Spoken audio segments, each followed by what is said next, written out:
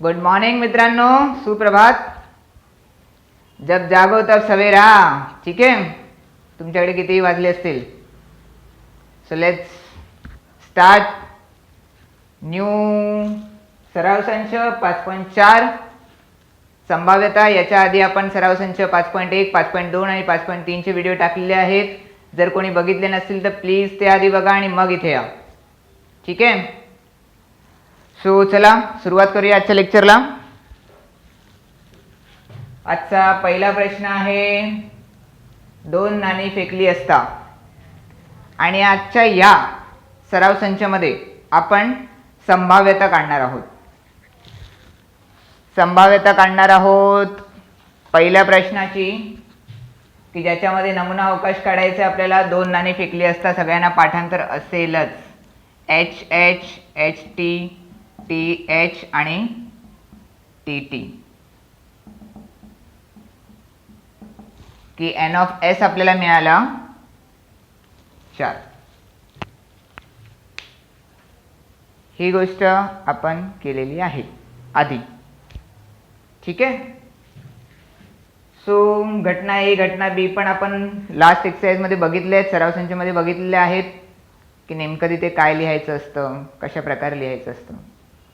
थोडाफार बदल असू शकतो घटनेमध्ये. जसं आता इथे काय विचारलं आहे, कमीत कमी एक छापा मिळणे.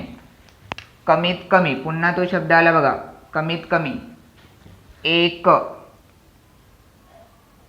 मी अनेकदा तुम्हाला सांगितलंय, कमीत कमी आलं की त्याच्या पुढे जो अंक असेल 1, तर तो अंक आणि त्याच्या पुढचे इतर सगळे अंक 1, 2, 3, 4. तर कमीत कमी एक छापा मिळणे, तर आपल्याला किती छापे चालतील? 1 चालेल, 2 चालेल, 3 चालतील, 4 चालतील. पण सगळ्यांना कळलंच असेल का ते जास्तीत जास्त आपल्याकडे इथे छापे आहेत 2. सो आपल्याला 1 छापावाले बघायचे, 2 छापावाले बघायचे. शक्यता कुठे आहेत? या आहेत 2 छापा, 1 छापा, 1 छापा. ठीक आहे, सो इथे H H, H T, T H. अशा प्रकारे आपल्याकडे इथे एन ऑफ ए मिळाला आहे 3. तर या सराव संच 5.4 मध्ये नवीन काय आहे तर संभाव्यता. संभाव्यता काढायची आहे घटना ए ची.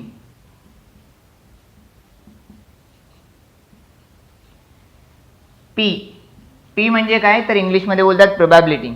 प्रोबॅबिलिटी ऑफ ए. ठीक आहे, संभाव्यता कोणाची? ए ची. तर सूत्र असं आहे, एन ऑफ ए छेद एन ऑफ एस.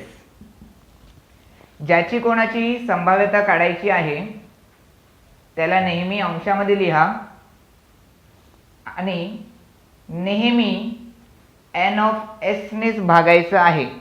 संभाव्यता घटना ए ची काढा, घटना बी ची काढा, तुम्हाला भागायचं एन ऑफ एस नेच आहे, लक्षात ठेवा. आणि ज्याची कोणाची संभाव्यता काढताय, जसं इथे ए ची काढताय संभाव्यता, तर एन ऑफ ए अंशामध्ये लिहायचं आहे. एन ऑफ ए आहे 3 आणि एन ऑफ एस आहे 4. जर हे गुणोत्तर अजून लहान होऊ शकतं, संक्षिप्त करू शकता त्याला, तर नक्की करा.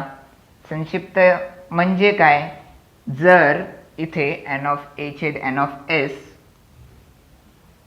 5/10 आलं असतं, सपोज आलं असतं, तर लहान करा म्हणजे काय की 5 एके 5 आणि 5 दुने 10. संक्षिप्त रूप लिहा त्याचं 1/2.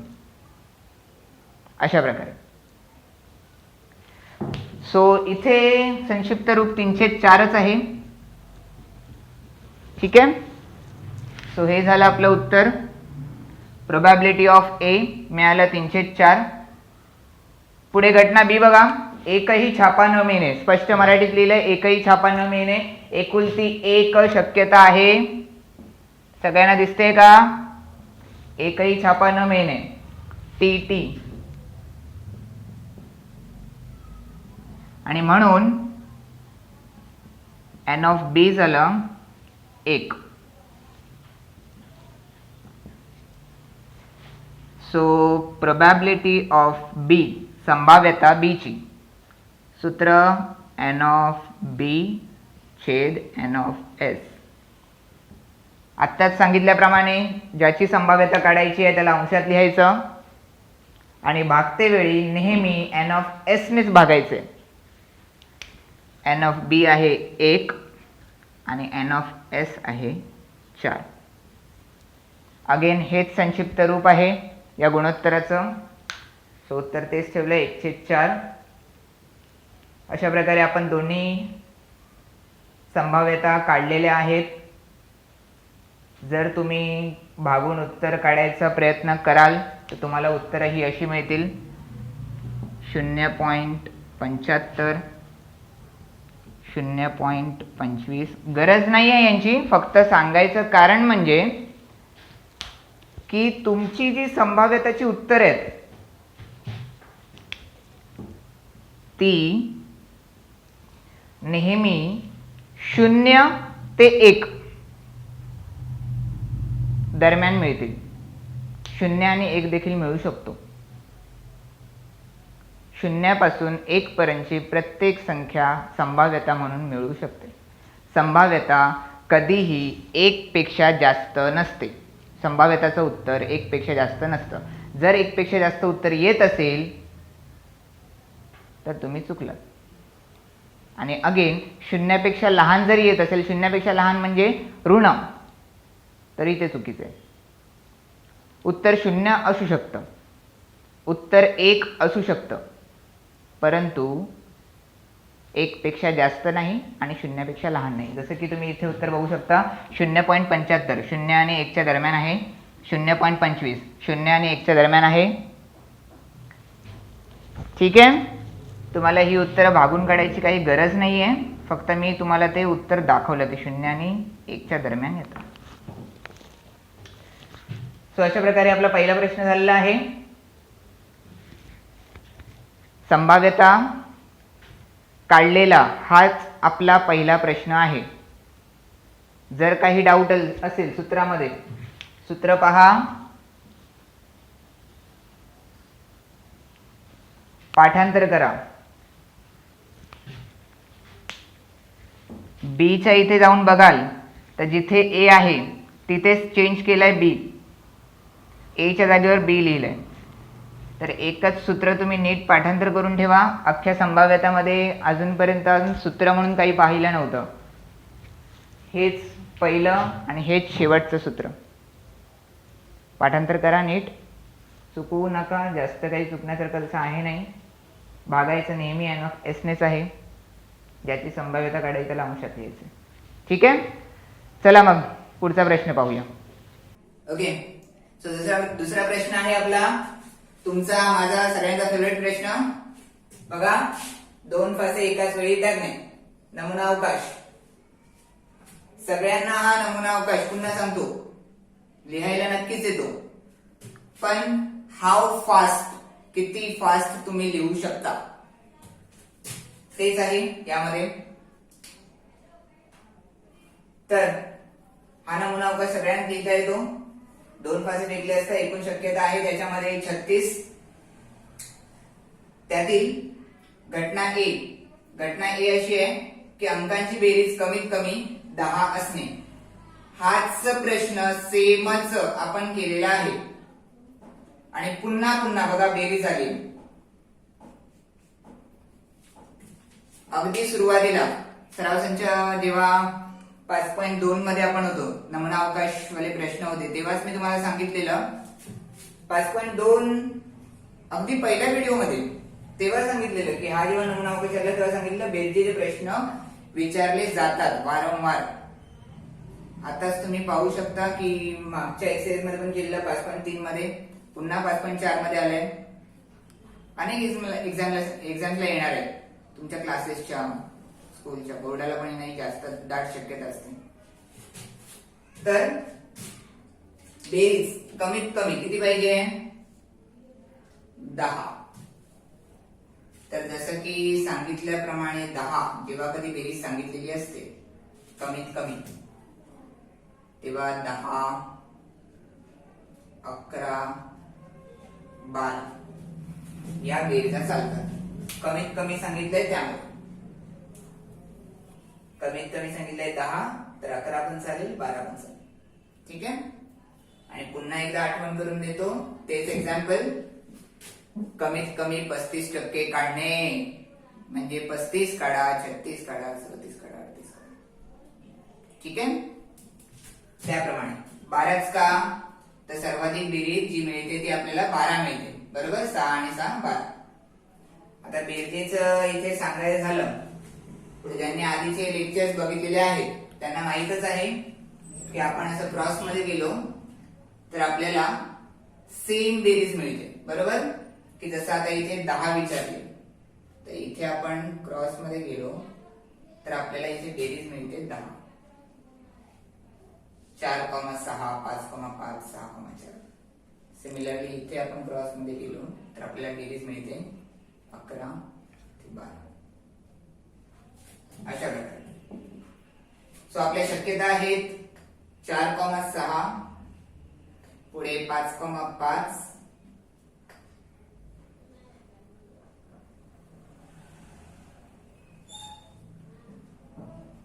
त्याच्या पुढे 6,4, 11 आहेत कोणाकोणाची 5,6, 6,5 आणि शेवटची आहे 6,6. सो एकूण किती शक्यता आहे तिथे?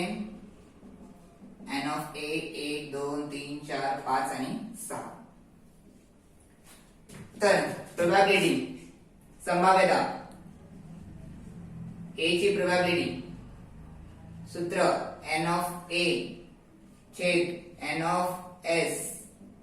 n ऑफ a आहे 6, n ऑफ s आहे 36. याचं संक्षिप्त रूप जर लिहायचं झालं तर ते असं होणार की 6 एके 6 आणि 6 6 36. तर उत्तर आलं आपल्या शेवटचं 1/6. ठीक आहे. सगळ्यांना कळलं? बेरजेचा हा रूल ट्रिक कळली का? आधी मी 2दा एक्सप्लेन केलेली आहे. जर कोणी आधीचे व्हिडिओ बघितले नसतील, आधीचे लेक्चर बघितले नसतील तर ते पहिले जाऊन बघा. याच्यासाठी सांगतोय. घटना बी अशी आहे की अंकांची बेरीज 33 असणे. सर्वात डिफिकल्ट क्वेश्चन. अंकांची बेरीज 33 असणे. सो 33 बेरीज कोणाकोणाची आहे शोधा. सर्वाधिक बेरीजच 12 असते ना. अनेकांना उत्तर कळलं असेल की सर्वाधिक बेरीजच 12 जिथे असते, तर 33 बेरीज मिळेल कशी? तर नाही मिळणार. तर संच कसा लिहिणार आपण? रिक्त. n ऑफ b काय लिहिणार आपण इथे? 0. मग संभाव्यता काय असणार? येस 0. p ऑफ b बरोबर n ऑफ b छेद n ऑफ s. 0/36. शून्याला कोणीही गुणलं किंवा भागलं तर उत्तर 0च येतं. बरोबर. शून्याला कोणीही गुणलं किंवा भागलं तर उत्तर काय येतं? 0. सो घटना बी ची शक्यता किती आहे? संभाव्यता किती आहे? 0. घटना सी. पहिल्या फाशावरील अंक दुसऱ्या फाशावरील अंकापेक्षा मोठा असणे. पहिला अंक मोठा, दुसरा अंक लहान. सेम पण नाही. पहिला अंक मोठा आणि दुसरा अंक लहान.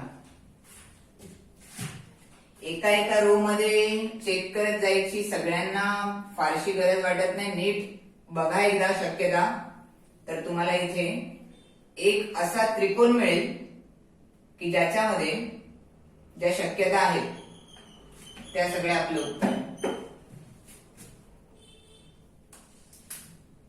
सगळ्यांनी लक्ष द्यायचे.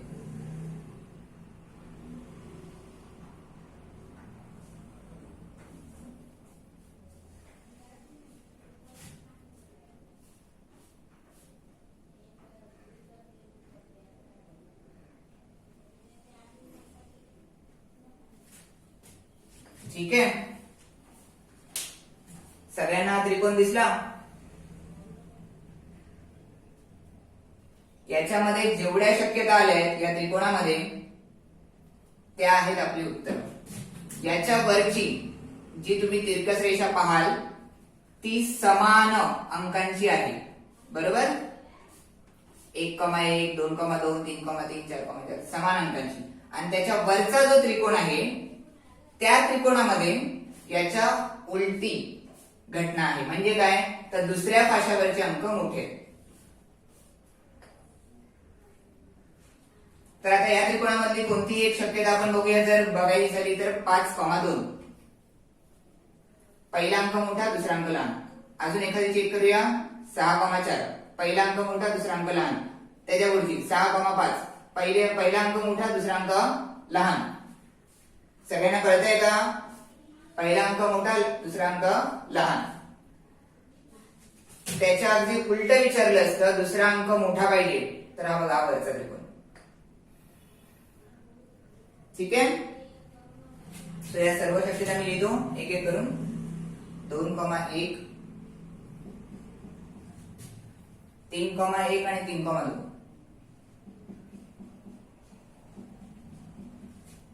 त्याच्या पुढे 4,1 4,2 आणि 4,3. पुढे आहे 5,1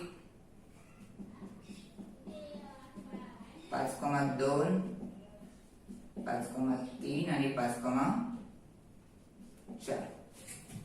त्याच्या पुढे आहेत 6,1 6,2 6,3 6,4 आणि 6,5. या झाल्या आपल्या एकूण शक्यता.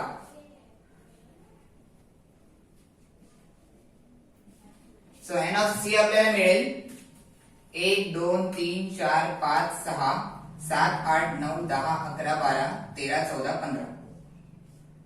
ठीक आहे, सो आपला एन ऑफ सी झाला 15.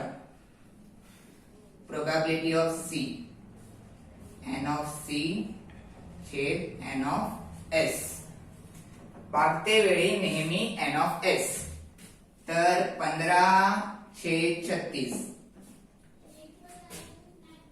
या गुणोत्तराचं अगेन संक्षिप्त रूप आपल्याला काढायचं आहे. 3 ने दोन्ही संख्यांना भागू शकतो. 3 15. इथे पहा 3 एके 3 आणि इथे पुढे 3 दुने 6. तर आपलं उत्तर आहे 5/12. याच्या पुढे आपण त्याला अजून संक्षिप्त नाही करू शकत.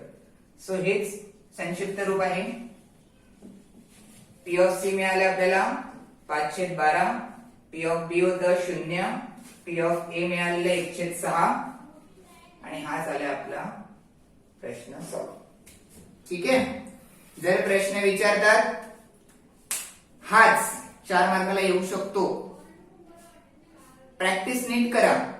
सर्वात सोपा चॅप्टर आहे म्हणून तो पहिला घेतलेला आहे.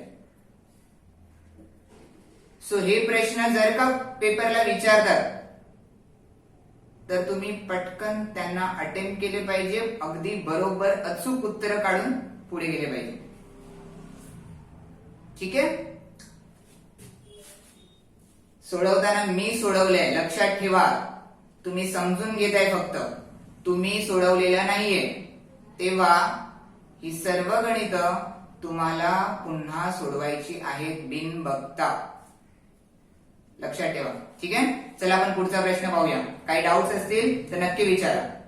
ठीक आहे, ओके.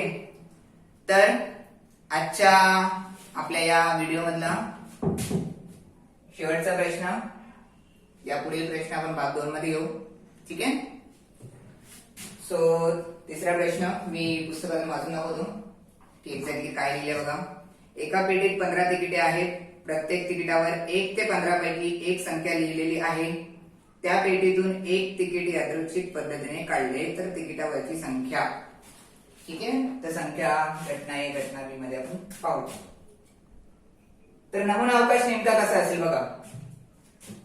तर तिकिटावर अंक कोणते आहेत? 1 ते 15. 1 2 3 4 5 6 7 8 9 10 11 12 13 14 आणि 15. ठीक आहे. तर हा झाला आपला नमुना अवकाश. एन ऑफ एस झाला आपला 15. घटना ए लिहिले समसंख्या असणे. बघा समसंख्या तुमचा पाठलागच नाही सोडत. समसंख्या विषम संख्या. पुन्हा सांगतो बघा, जोपर्यंत आपण एक्झाम द्यायला बसत नाही तोपर्यंत प्रत्येक शिक्षक तुम्हाला सांगत बसणार, तुमचे डाऊट्स क्लिअर करायला रेडी आहे. बट द थिंग इज की तुम्ही शिकायला तयार आहात का? ठीक आहे.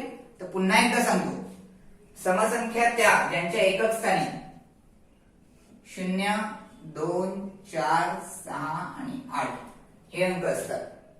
एकक स्थानी कळतंय का? तर या असतात समसंख्या आणि विषम असतात त्यांच्या उलट्या, की ज्यांच्या एकक स्थानी असतात 1 3 5 7 आणि 9. एकक स्थानी, मी पुन्हा म्हणतोय एकक स्थानी. ठीक आहे. तर त्याप्रमाणे इथे समसंख्या बघा 2 4 6 8 10 12 आणि 14. तर आपलं उत्तर आहे 2 4 6 8 10 12 आणि 14 आणि 16. 16 आहेत का इथे? नाहीये. राईट ना? 16 नाहीये. सो किती शक्यता आहेत? 1 2 3 4 5 6 आणि 7. एन ऑफ ए झालं 7. तर प्रोबॅबिलिटी ऑफ ए, संभाव्यता ए ची सूत्र एन ऑफ ए छेद N of S. N of A आहे 7 छेद एन ऑफ एस आहे 15.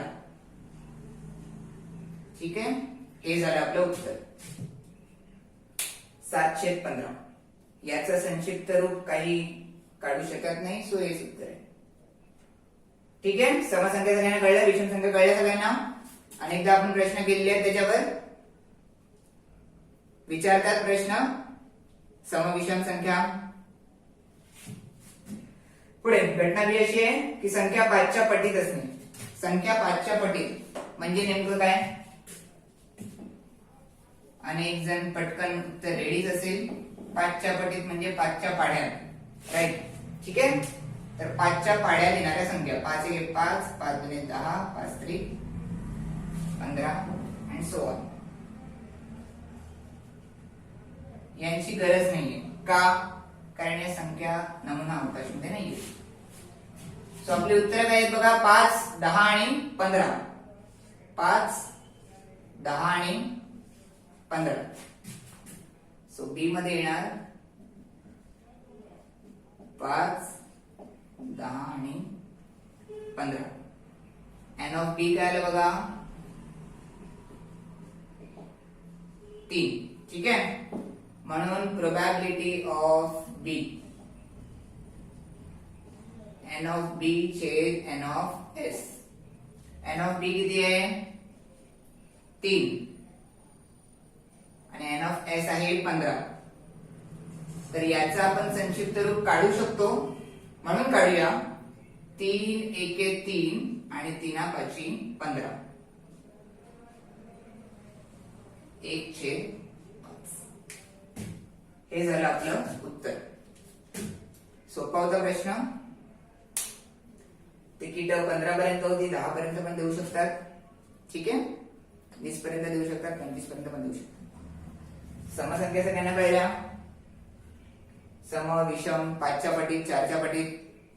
पटीत म्हटलं की तो पाडा. ठीक आहे. सो हा होता आपल्या सराव संच 5.4 मधला भाग 1 मधला शेवटचा प्रश्न. पुढच्या भागात आपण पुढील 2 प्रश्न करणार आहोत आणि सराव संच संपला, संभाव्यता संपली. आधीचे व्हिडिओ पुन्हा सांगतोय, ज्यांनी बघितले नसतील ते व्हिडिओज बघा. त्याच्यामध्ये अनेक प्रश्न, अनेक डाऊट्स, अनेक छोट्या छोट्या गोष्टी कव्हर केलेल्या आहेत. नोट डाऊन करून ठेवा नीट. समसंख्या कोणाला बोलतात, विषम संख्या कोणाला बोलतात, त्यांची कसोटी तुम्हाला त्यामध्ये सांगितलेली. पटीत येणं म्हणजे नेमकं काय ते त्यामध्ये सांगितलेलं आहे आधीच्या व्हिडिओज मध्ये. ठीक आहे. नमुना अवकाश लिहायचे कसे ते काही सांगितले, ट्रिक्स सांगितले. नीट लक्ष देऊन नोट डाऊन करा. आणि पुन्हा सांगतोय, ही गणित जी आहेत ती पुन्हा मी सोडवलेली आहेत, तुम्ही नाही. तेव्हा तुम्ही ही गणित एकदा नोट डाऊन केल्यानंतर समजली ठीक आहे, पुन्हा सोडवा. बघा पूर्ण गणित तुम्ही बरोबर सोडवू शकता का. आणि जर काही चुकतंय तर ते बघा काय नेमकं चुकतंय, पुन्हा ते गणित सोडवा. Practice makes man and also women perfect. ठीक आहे. प्रॅक्टिस करा, जास्तीत जास्त प्रॅक्टिस करा. गणित तुम्हाला प्रॅक्टिसनेच येतील. 10वीला गेलात तरी पण अनेकांचे गुणाकार, भागाकार, बेरीज, वजाबाकी चुकतात. ठीक आहे. तर त्याच्यासाठी पण मी काही व्हिडिओज घेऊन येणार आहे. कुठले गुणाकार चुकतात तर पॉइंटवाल्या संख्यांची चुकतात, कुठल्या बेरीजा वजाबाकी चुकतात तर पॉइंटवाल्या संख्यांची चुकतात. बरोबर. भागाकार अजून काही जणांना जमत नाही 10वीला आले तरी, तर ते अगदी बेसिक मॅथ्स जे आहे त्याचे व्हिडिओज पण मी घेऊन येणार आहे पुढे. ठीक आहे. सो आता पुरतं दॅट्स इट, एवढंच. भाग 2 मध्ये आपण प्रश्न क्रमांक 4 आणि 5 करणार आहोत. आजसाठी एवढंच. चॅनलला लाईक करा, सबस्क्राईब करा, शेअर करा मित्रांना, मैत्रिणींना.